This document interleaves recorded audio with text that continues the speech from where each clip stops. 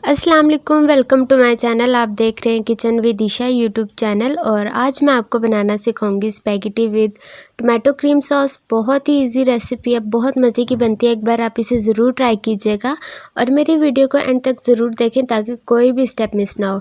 तो tomato cream sauce तैयार करने के लिए आपको सबसे पहले चिकन फ्राई करना है और चिकन आपने बटर में फ्राई करना है। अगर आपके पास बटर नहीं है तो आप ऑयल या घी भी यूज़ कर सकते हैं।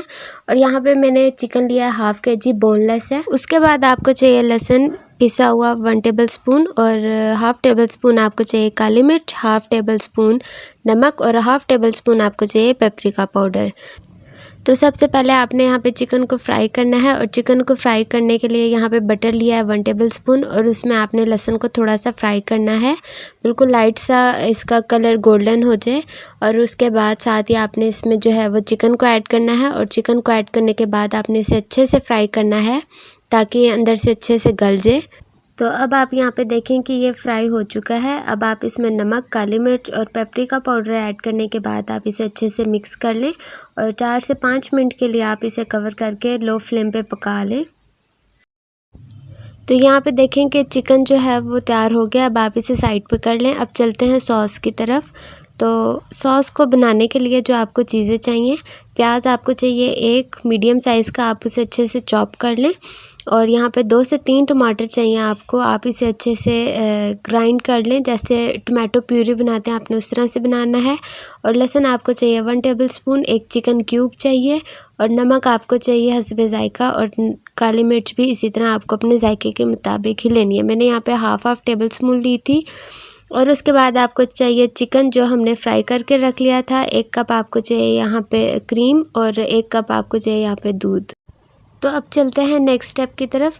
और यहाँ पे नेक्स्ट स्टेप में आपने सबसे पहले प्याज को फ्राई करना है। यहाँ पे मैंने बटर यूज़ किया है 2 टेबलस्पून और उसमें प्याज डाल के उसे थोड़ा सा फ्राई करेंगे। और उसके बाद साथ ही आपने इसमें लहसुन को ऐड कर देना है क्योंकि लहसुन फ्रेश है और इसे थोड़ा सा फ्राई भी करना है। तो इसलिए मैंने साथ ही जो है इसे भी डाल दिया ताकि ये भी फ्राई हो जाए। दोनों चीज़ों को फ्राई करने के बाद जो है नेक्स्ट स्टेप आपने इसमें जो चीज़ ऐड करनी है वो टोमेटो प्यूरी है।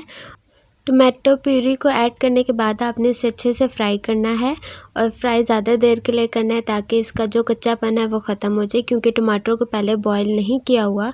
सिंपल जो है मैंने इसमें थोड़ा सा पानी डाला था, टमाटर डाले थे और इसे ग्राइंड कर लिया था। और जैसे ही थोड़ा सा फ्राई होना स्टार्ट होगा इसमें नमक और काली मिर्च ऐड कर लें और साथ ही इसमें चिकन क्यूब भी ऐड करके आप इसे अच्छे से मिक्स कर लें जब तक इसका पानी खुश्क नहीं हो जाता और ये फ्राई नहीं हो जाते। तब तक आपने इसे मीडियम टू लो फ्लेम पे अच्छे से पकाना है। तो जी अब आप यहाँ पे देखें कि ये अच्छे से फ्राई हो चुका है और अब आप इसमें दूध को ऐड कर दें और दूध को ऐड करने के बाद आप इसे अच्छे से मिक्स कर लें। और सेम क्वांटिटी के साथ आपने इसमें क्रीम ऐड करनी है। दोनों मैंने जो है वो 1-1 कप ली थी। आप अगर ज़्यादा सॉस बनाना चाहते हैं तो आप ज़्यादा भी क्वांटिटी कर सकते हैं। और क्रीम को ऐड करने के बाद आपने इसे अच्छे से मिक्स करना है, इसमें बिल्कुल भी लम्स वगैरह ना हो। और जब आप इसमें क्रीम और दूध को ऐड करेंगे तो आपने फ्लेम जो है वो बहुत ज़्यादा लो रखनी है। तो अब आप यहाँ पे देखें कि सॉस जो है वो तैयार हो चुका है। अब आप इसमें चिकन जो हमने फ्राई करके रखा हुआ था वो ऐड कर दें और इसमें से थोड़ा सा चिकन आप सर्व करने के लिए रख लें। चिकन यहाँ पे मिक्स हो चुका है और अब आप इसमें बॉईल की हुई स्पैगेटी ऐड कर दें। वो आपकी अपनी मर्ज़ी है कि आपने स्पैगेटी कितनी लेनी है। मैंने यहाँ पर फुल पैक ही लिया था और आप उसे बॉईल कर लें। बॉईल करना तो सबको ही आता है। तो बॉईल करने के बाद आप इसे इसमें ऐड कर दें और इसे मिक्स करके 5 से 10 मिनट के लिए कवर करके रख दें। तो अब आप यहाँ पे देखें स्पैगेटी बिल्कुल तैयार है। मैंने इसे प्लेट में निकाल लिया है और जो बाकी बचा हुआ चिकन था वो आप इसके ऊपर रख दें। अगर आप इसके अंदर भी मिक्स करना चाहती हैं सॉस में तो आप सारा चिकन कर सकते हैं मिक्स, वो आपकी अपनी मर्ज़ी है। एक बार आप इस रेसिपी को ज़रूर ट्राई कीजिएगा, बहुत मज़े की बनती है।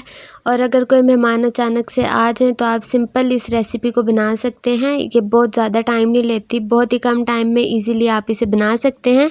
अगर आपको ये वीडियो अच्छी लगी है तो वीडियो को लाइक करें, चैनल को सब्सक्राइब करें। और अब मैं मिलूँगी आपको अपनी न्यू वीडियो में और न्यू रेसिपी के साथ। तब तक के लिए इजाज़त दें। अल्लाह हाफ़िज़।